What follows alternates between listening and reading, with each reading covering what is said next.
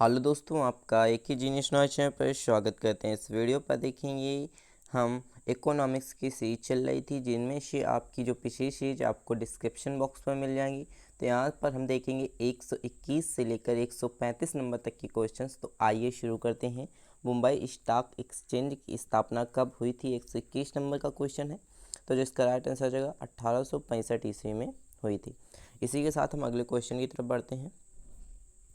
अगला क्वेश्चन हमारे पास है 122 नंबर का क्वेश्चन है। 122 नंबर का क्वेश्चन है, राष्ट्रीय स्टॉक एक्सचेंज की स्थापना की सर्वस्थिति में किस समिति द्वारा की गई थी? तो किस समिति द्वारा की गई थी? ऑप्शन सी इसका राइट आंसर हो जाएगा, फेरवानी समिति द्वारा की गई थी। इसी के साथ हम अगले क्वेश्चन की तरफ बढ़ते हैं। तो अगले क्वेश्चन हमारे पास है 123 नंबर का क्वेश्चन, निफ़ी निम्नलिखित में से किस शेयर बाजार का मूल्य सूचांक है? तो जो निफ़ी है वो किस शेयर बाजार का मूल्य सूचांक है? तो जो इसका राइट आंसर हो जाएगा हमारा ऑप्शन बी, NSE का जो है सूचांक है। इसी के साथ हम चौथे क्वेश्चन की तरफ बढ़ते हैं। तो 124 नंबर का क्वेश्चन है, चमकता हुआ सितारा किस बैंक का प्रतीक है? तो जो चमकता हुआ सितारा है वो किस बैंक का प्रतीक है? तो जो इसका राइट आंसर हो जाएगा option B, bank of India का जो है चमकता हुआ सितारा प्रतीक है। इसी के साथ हम 125 नंबर के क्वेश्चन की तरफ बढ़ते हैं। तो 25 नंबर का क्वेश्चन है, भारतीय जीवन बीमा निगम की स्थापना कब हुई? तो जो इसका राइट आंसर हो जाएगा हमारा ऑप्शन सी का राइट आंसर हो जाएगा 1956 ईस्वी को जो है भारतीय जीवन बीमा निगम की स्थापना हुई। इसी के साथ हम अगले क्वेश्चन की तरफ बढ़ते हैं। तो दलाल स्टील कहाँ स्थित है? तो जो दलाल स्टील है वो कहाँ पर स्थित है? तो जो इसका राइट आंसर हो जाएगा हमारा ऑप्शन ई, मुंबई पर स्थित है।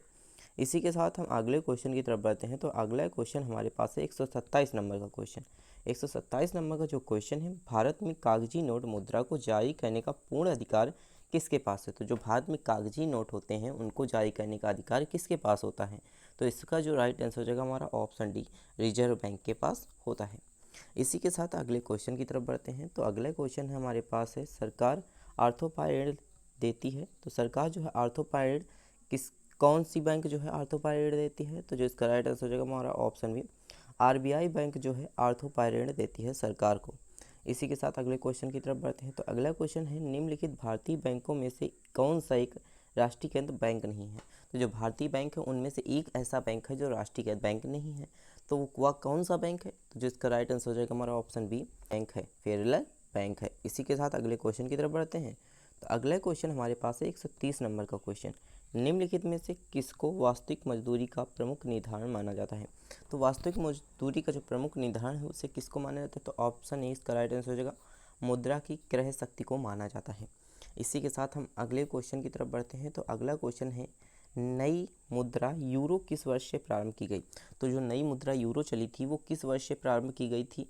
तो जो की गई थी तो इसका राइट आंसर हो जाएगा हमारा ऑप्शन सी, 1999 ईस्वी से प्रारंभ की गई थी नई मुद्रा जो कि यूरो है, यूरोप की मुद्रा। इसी के साथ अगले क्वेश्चन की तरफ बढ़ते हैं। तो 132 नंबर का क्वेश्चन है, भारतीय क्षेत्रीय ग्रामीण बैंक की स्थापना किस वर्ष की गई थी? जो ग्रामीण बैंक भारतीय क्षेत्र में खुली तो वो किस वर्ष खुली थी? तो जो इसका राइट आंसर हो जाएगा हमारा ऑप्शन 20 का राइट आंसर हो जाएगा 1975 ईस्वी में ग्रामीण क्षेत्रों पर बैंक खुलने लगी थी। इसी के साथ अगले क्वेश्चन की तरफ बढ़ते हैं। तो अगला क्वेश्चन हमारे पास है, किस वर्ष नाबार्ड की स्थापना हुई? तो नाबार्ड जो है किस वर्ष इसकी स्थापना हुई? तो 1982 ईस्वी को लगभग इसकी स्थापना हुई। तो ऑप्शन डी इसका राइट आंसर हो जाएगा, ऑप्शन डी इसका राइट आंसर हो जाएगा 1982 को। इसी के साथ अगले क्वेश्चन की तरफ बढ़ते हैं। तो अगला क्वेश्चन हमारे पास है, किसी अर्थव्यवस्था में मुद्रा के मूल्य और कीमत के स्तर के बीच किसका संबंध होता है? तो जो मूल्य और कीमत के स्तर के बीच संबंध होता है वो किसका संबंध होता है? ऑप्शन बी इसका राइट आंसर हो जाएगा, प्रतिलोम का संबंध होता है, इसका उल्टा होता है। इसी के साथ अगले क्वेश्चन की तरफ बढ़ते हैं। तो अगला क्वेश्चन है, जो वस्तुएं दुर्बल हों और उनकी आपूर्ति सीमित हो उन्हें क्या कहते हैं? तो जो वस्तुएं दुर्बल होती हैं और उनकी आपूर्ति सीमित होती है, एक निश्चित आपूर्ति तक इन्हें बनाया जा सकता है, तो वो कौन सी मुद्रा कहलाती हैं? आर्थिक वस्तुएं कहलाती हैं।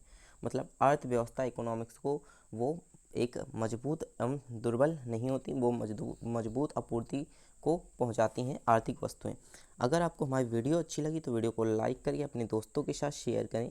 चैनल पर नए हैं तो चैनल को कमेंट बॉक्स में बताइए कि आपको ये वीडियो कैसी लगी, और चैनल पर नए हैं तो चैनल को सब्सक्राइब भी कर दीजिए। Thanks for watching this video.